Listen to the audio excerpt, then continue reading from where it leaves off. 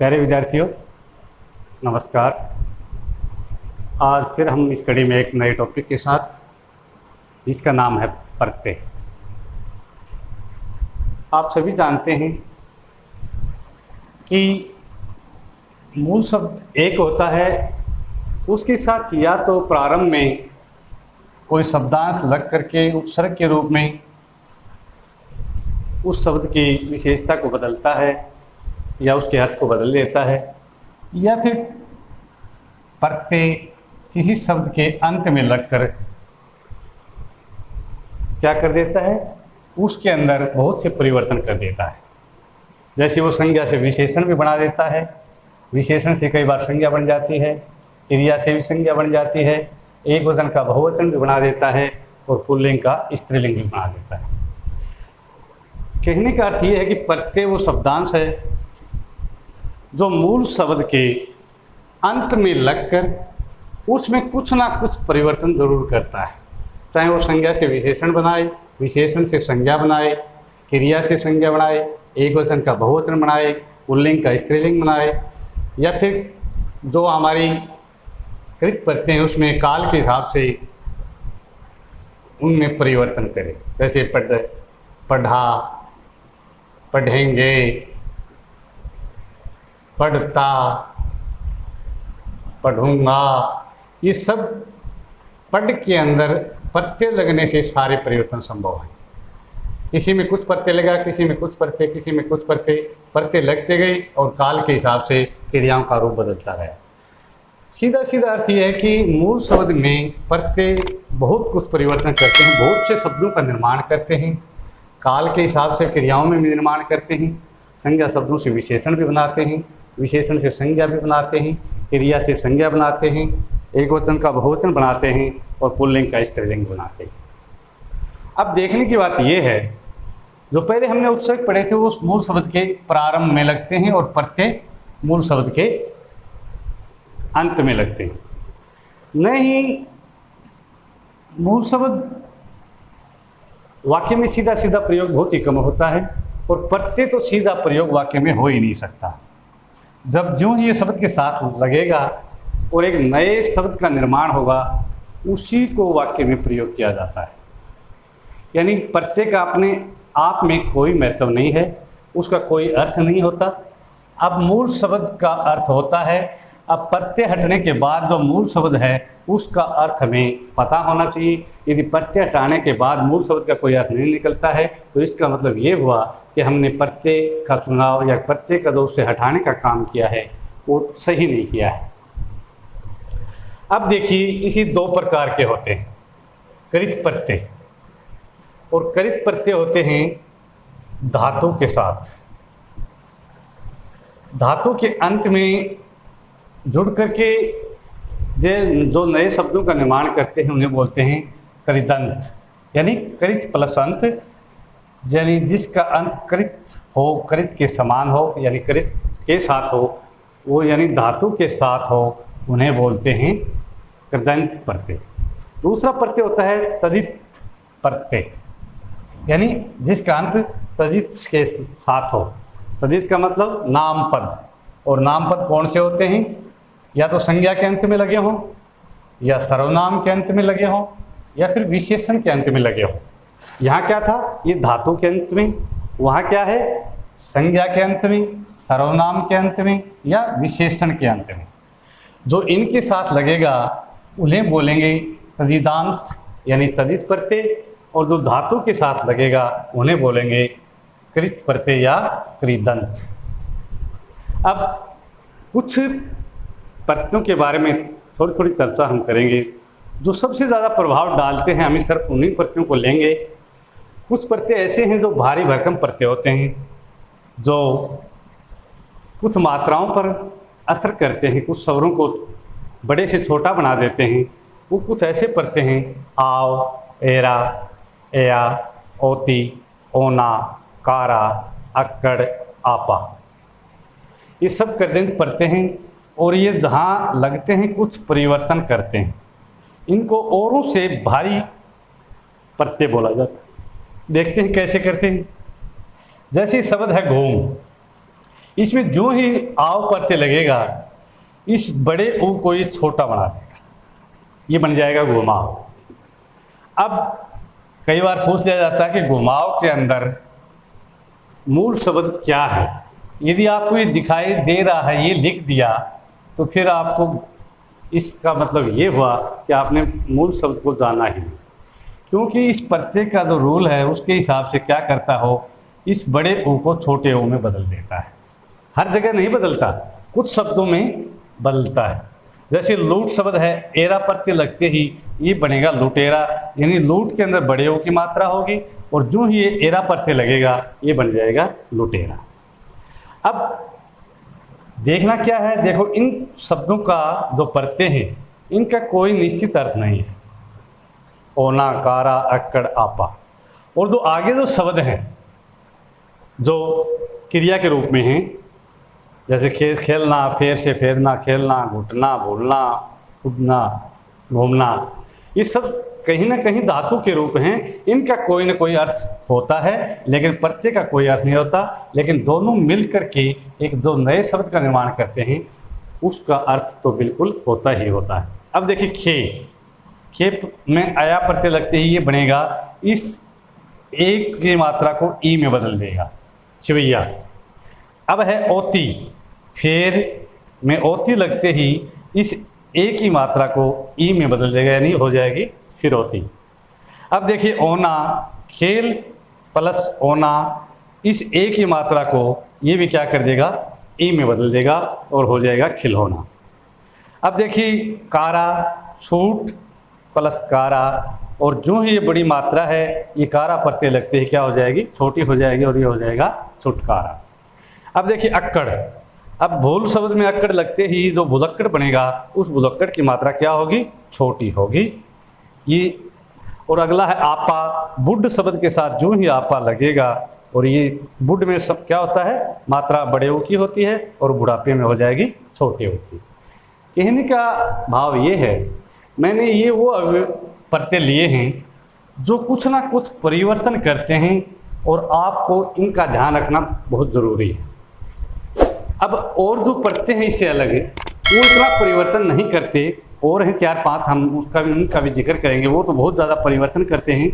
लेकिन इनमें भी स्वरों में परिवर्तन होता है। इन प्रत्ययों को क्या बोला जाता है, ये औरों की तुलना में थोड़े से भारी बोले जाते हैं, इसलिए ये कहीं ना कहीं परिवर्तन जरूर करते हैं। और सब के सब क्या है, करदंत हैं, क्योंकि ये धातु के अंत में लगे हुए। अब कुछ साधारण से प्रत्यय देख लेते हैं। जैसे ए है, ए प्रत्यय है, ऐसे बना चाल, यानी चल से चाल। ये अंत है, रटंत। ये अत है, चाहत। ये अनि है, कथ से कथनी। ये आ है, घटा से घाटा। ये आई है, कट से कटाई। ये आऊ है, चल से चलाऊ। ये आक है, चाल से चालाक। ये आका है, धम से धमाका। ये आकू है, लड़ से लड़ाकू। ये आन है, उड़ से उड़ान। ये आरा है और निपट से निपटारा। इनमें इतना परिवर्तन नहीं है और आपको ये सभी अंत में साफ साफ नजर आएंगे। नजर ये भी साफ साफ ही आएंगे आपको। लेकिन इनमें मूल शब्द में जब पूछने की बात आती है तो ये बात आपको ध्यान होना चाहिए कि छोटे ऊ की जो मात्रा है कहीं आव प्रत्यय के कारण मूल रूप में बड़ी तो नहीं है। जो लुटेरे में एरा प्रत्यय लगा है, कहीं ऐसा नहीं है कि मूल शब्द में लोट में बड़ी मात्रा हो। ये खी है, इसमें कैसा ऐसा तो नहीं कि एरा प्रत्यय की वजह से आगे एक ही मात्रा हो। ये थोड़ी थोड़ी बातें आपको ध्यान रखनी ज़रूरी है, क्योंकि इनमें परिवर्तन मात्राओं में हुआ है। इनमें परिवर्तन इतना नहीं हुआ है और प्रत्यय आपको अंत में दिखाई देंगे। और दूसरी बात यह है, जो ही आप प्रत्यय हटाएंगे जो शब्द बचेगा मूल शब्द, उसका कुछ ना कुछ अर्थ निकलना चाहिए, तभी आप उसकी सही पहचान कर पाएंगे। दूसरा है आवा से, आवा प्रत्यय लगने से चढ़ से चढ़ावा। ओढ़ा प्रत्यय लगने से भग से भगोड़ा। कार प्रत्यय लगने से दिक से दिकार। अब वैसे प्रत्यय बहुत हैं, ये तो 10वें हस्से के भी नहीं हैं, लेकिन वो प्रत्यय आपको साफ साफ नज़र आ जाएंगे।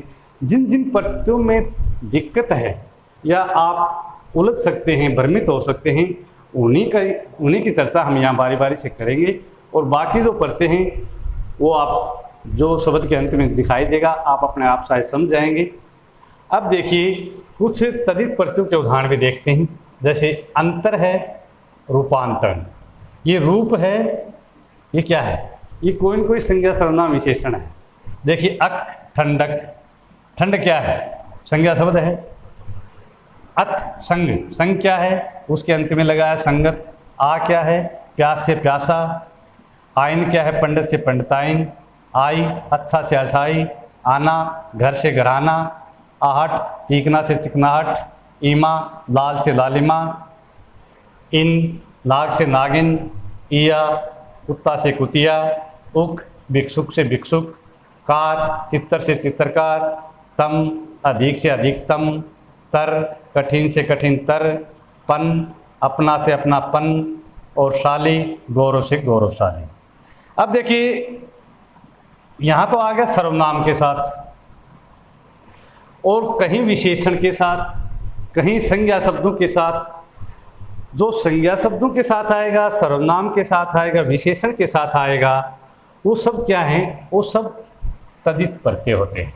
और जो धातु रूपों के साथ आएंगे वो क्या होते हैं? वो कर्दंत होते हैं, यानी कृत प्रत्यय होते हैं। इतना ध्यान रखना है। जो संज्ञा, सर्वनाम, विशेषण यानी पद नाम धातु के साथ अंत में लगते हैं, उनमें जो परिवर्तन पैदा करते हैं उन्हें बोलते हैं तदित प्रत्यय। और जो धातु के मूल रूप के साथ लगते हैं उन्हें बोलते हैं कृत प्रत्यय। और अब कुछ और ज़्यादा परिवर्तन करने वाले मुख्य मुख्य जो प्रत्यय हैं उनकी चर्चा हम अब आगे करेंगे। अब हम थोड़ी सी चर्चा करेंगे उन प्रत्ययों के बारे में जो शब्द के प्रथम स्वर में वृद्धि करने वाले प्रत्यय होते हैं।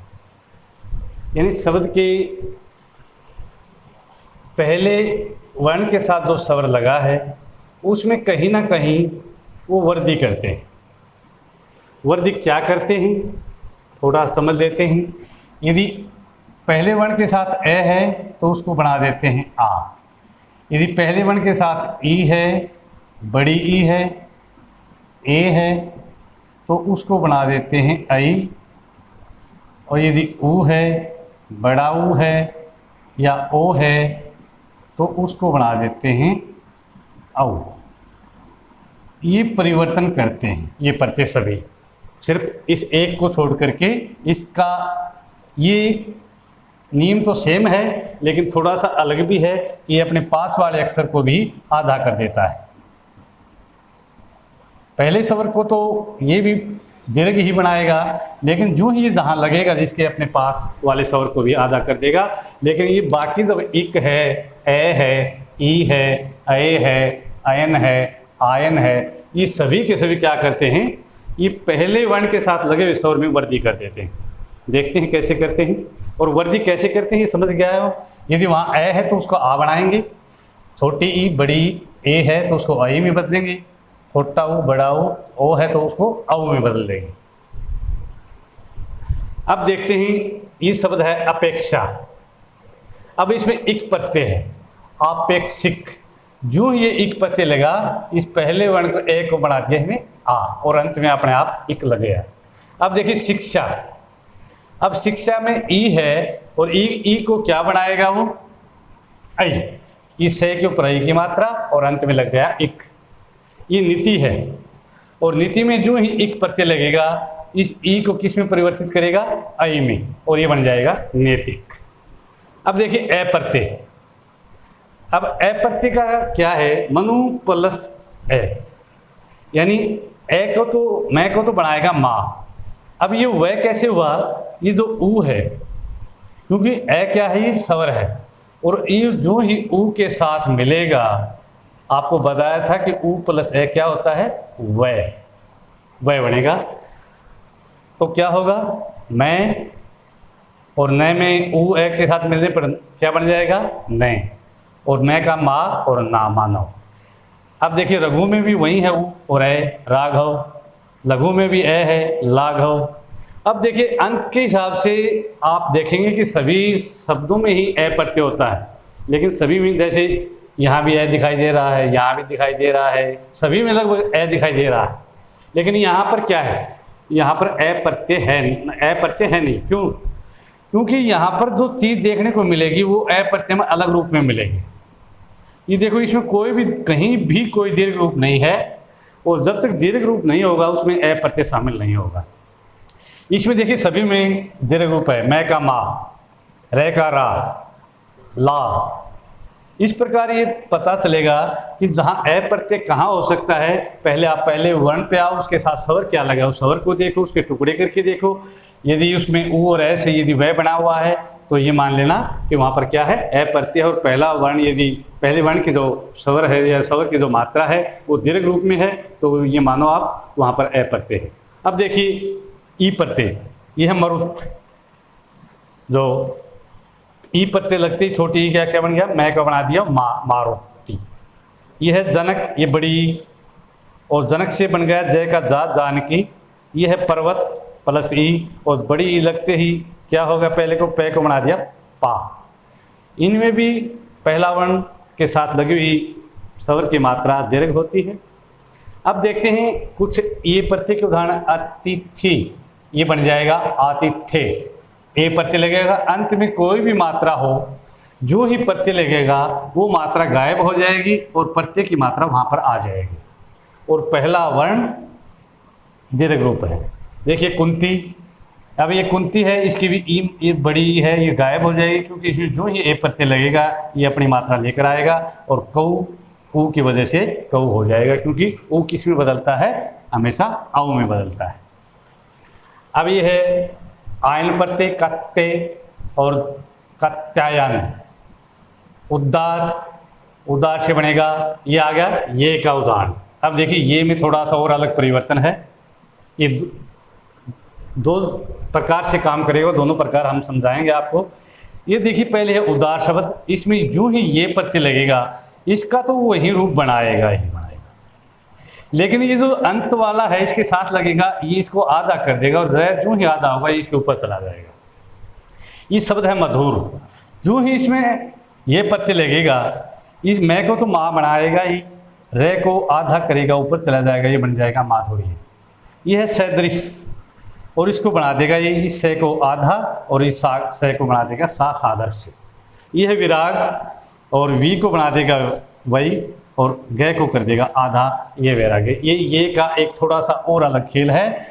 ये पहले वर्ण की मात्रा को तो बड़ा करेगा ही करेगा, साथ में जहाँ जिसके साथ लगेगा उसको आधा कर देगा, लेकिन ये एक शर्त के अनुसार और भी लगता है।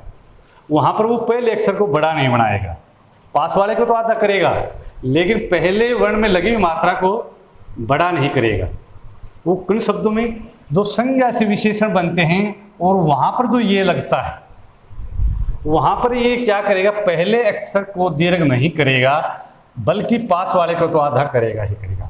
वहाँ पर इसकी एक जो नियम है, एक जो शर्त है वो पूरी करेगा, यहाँ पर ये दोनों शर्त पूरी करेगा। देखिए अंत से अंते, इसमें ए का ए ही रहेगा, ओष्ठ से ओष्ठ या ओ नहीं बनेगा, ओ ही रहेगा, कंठ से कंठे कह का कह ही रहेगा, दंत से दंते और वर्ष से वर्ष से। इनमें किसी भी पहले वर्ण के साथ इसने वृद्धि नहीं की, क्योंकि ये वो शब्द हैं जो संज्ञा से विशेषण बन गए। जहाँ ये संज्ञा से विशेषण बनेंगे वहाँ पर ये प्रत्यय पहले वर्ण के साथ छेड़छाड़ नहीं करेगा, यानी उसमें वृद्धि नहीं करेगा। लेकिन जो ही इन शब्दों से संज्ञा से विशेषण के बजाय जो भी शब्द होंगे उनके साथ ये क्या करेगा, पहले वर्ण की मात्रा को भी बढ़ा देगा, और अंत वाले जो उसके साथ वाला वर्ण है उसको आधा कर देगा। अब कई बार हम एक भ्रांति और हो जाती है कि हम ये भी लगा देते हैं और ता भी लगा देते हैं, और दोनों ही एक ही प्रकार का कार्य करते हैं। तो ये ध्यान रखने की बात है, जिस संज्ञा शब्द के साथ यदि आपने ता लगाया है तो उसके साथ कभी भी ये ना लगाएं, और जो ये लगा दिया तो उसके साथ ता ना लगाएं, ये शब्द अशुद्ध हो जाएगा। जैसे कुछ उदाहरण देखते हैं, जैसे मधुर, यदि हमने इस मधुर के साथ या तो उसको बनाओ माधुर्य या बनाओ फिर इसको मधुरता, क्या करते हैं, भावार्थक संज्ञा बना रहे हैं हम मधुर विशेषण से। अब इसको यदि हमने माधुर्यता लिख दिया, माधुर्यता, तो ये आपका शब्द गलत हो जाएगा, या तो इसको मधुर से मधुरता बनाओ, एक ही बात है, या मधुर से माधुरी बनाओ, दोनों ही क्या हैं, भाववाचक संज्ञा बन जाएंगे। इसी प्रकार देखिए सदृश है, या तो सदृश को ये लगा करके सदृश्य बनाओ, या फिर सदृश को ता लगा के सदृशता बनाओ। ये नहीं कि सदृश्यता, सदृश्यता, ये फिर आपका गलत हो जाएगा, क्योंकि इसमें ये भी है और ता भी है। अब सम है, सम के साथ या तो ये लगा के बनाओ या फिर ता लगाओ। सम से आपको पता है साम्य बनेगा और समता बनेगा, ये नहीं कि इसको हम साम्यता लिख दें, ये गलत हो। तो मुख्य मुख्य बातें क्या थी कि वो प्रत्यय जो और प्रत्ययों से भारी हैं, जो पहली मात्राओं में संक्षिप्ति कर रहे थे यानी घटा रहे थे, बड़ी मात्राओं को छोटे के रूप में आ रहे थे, जो पहले हमने बताया थे। और ये वो प्रत्यय हैं जो पहले वर्ण की मात्रा को बढ़ा रहे हैं, और ये वो प्रत्यय हैं जो पहले वर्ण की मात्रा को बढ़ा भी देता है और पास वाले अक्षर को आधा भी कर देता है। ये जब संज्ञा से विशेषण बनाता है तो उन शब्दों में पहले वर्ण की मात्रा में दीर्घीकरण नहीं करता, बल्कि अपने पास वाले को आधा जरूर करता है। भाववाचक संज्ञा बनाते समय ध्यान रहे कि किसी भी शब्द में ये और ता प्रत्यय एक साथ ना लगाएं। अब थोड़ा सा जिक्र हम और करेंगे, लगभग ये टॉपिक पूरा हो लिया। जो मुख्य मुख्य बातें थी हमने इसमें बता दी, क्योंकि इसमें वो उन प्रत्ययों का जिक्र किया गया है जो आपको दिक्कत दे सकते हैं, आपको भ्रांति में डाल सकते हैं, और इससे अलग बचे हुए प्रत्यय आपको साफ साफ दिखाई देंगे। लेकिन ये प्रत्यय ऐसे हैं, कई बार इसमें मूल शब्द पूछ लिया जाता है। यदि आपको इन प्रत्ययों के बारे में ज्ञान नहीं है कि इन प्रत्ययों की प्रकृति कैसी है, उस प्रकृति को आप यदि समझ नहीं पाएंगे तब तक आप उसके मूल शब्द को नहीं खोज पाएंगे। अब ये मान लीजिए कि मानव में पूछ लिया जाए कि आपको अप्रत्यय का ज्ञान ही नहीं है, और आप में पूछ लिया जाए कि मानव में मूल शब्द क्या है, तो आप शायद कभी भी कल्पना नहीं कर पाएंगे कि इसका मूल शब्द मनु है। इसी प्रकार देखिए रागों में यदि आपने अप्रत्यय की प्रकृति का ही नहीं पता है तो आप कभी भी अनुमान नहीं लगा पाएंगे कि इसका मूल शब्द रघु है। इसी प्रकार वैराग्य में पूछ लिया जाए, यानी जब तक आपको प्रत्ययों का पूर्णता ज्ञान नहीं होगा कि कौन सा प्रत्यय क्या कर सकता है, उसमें कितना प्रभाव डाल सकता है, तब तक आप मूल शब्द या प्रत्यय के बारे में जानकारी पूर्ण रूप से जानकारी प्राप्त नहीं कर पाएंगे। और मैंने उन्हीं प्रत्ययों को शामिल किया है। इससे अलग जो प्रत्यय बचे हैं वो आपको शब्द के अंत में साफ साफ दिखाई देंगे, उनमें ज़्यादा दिक्कत या भ्रमित होने वाली बात नहीं है। कुछ इससे अलग और भाषाओं के भी प्रत्यय हैं, उनका भी थोड़ा थोड़ा जिक्र कर लेते हैं।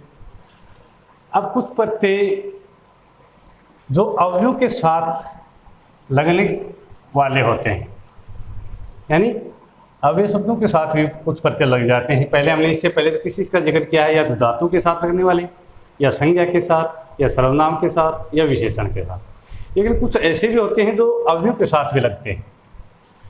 जैसे ये अव्यय है आगे, इसमें जो ही ये आड़े लगेगा ये बन जाएगा अगाड़ी।